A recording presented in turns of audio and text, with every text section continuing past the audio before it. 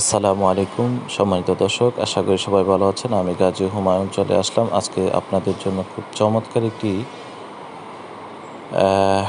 Video নিয়ে, যেটা আসলে আমরা অ্যালুমিনিয়াম দিয়ে একটা কিচেন ক্যাবিনেট করব। সেটা একটা ওপেন কিচেন হবে।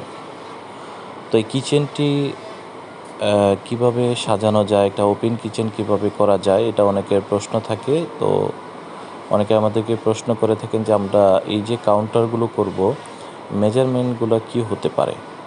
সো এটার জন্য আমাদের সাইট ভিজিটের প্রয়োজন হয়।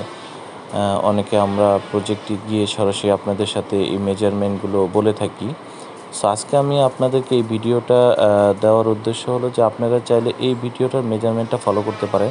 এই যে এখানে যে স্ল্যাবটা দেওয়া আছে, এই স্ল্যাবটা একদম এক লেভেল বরাবর রাখবেন।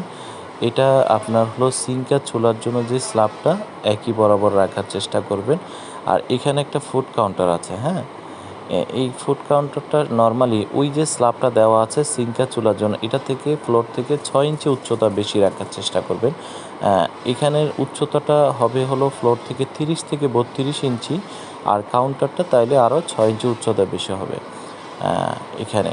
তবে একটা বিষয় খুবই গুরুত্বপূর্ণ, আপনারা কিন্তু চেষ্টা করবেন যে জানালার যে ওয়ালটা, ওই ওয়ালটায় সিঙ্কটা রাখার জন্য। আর এখানে যে প্লেন ওয়ালটা আছে, এই ওয়ালটাতে আপনারা চাইলে চুলাটা রাখতে পারেন। তাহলে আপনাদের কিচেনটা স্মার্ট, ইভেন যেটা কমফোর্টলি ইউজ করতে পারবেন।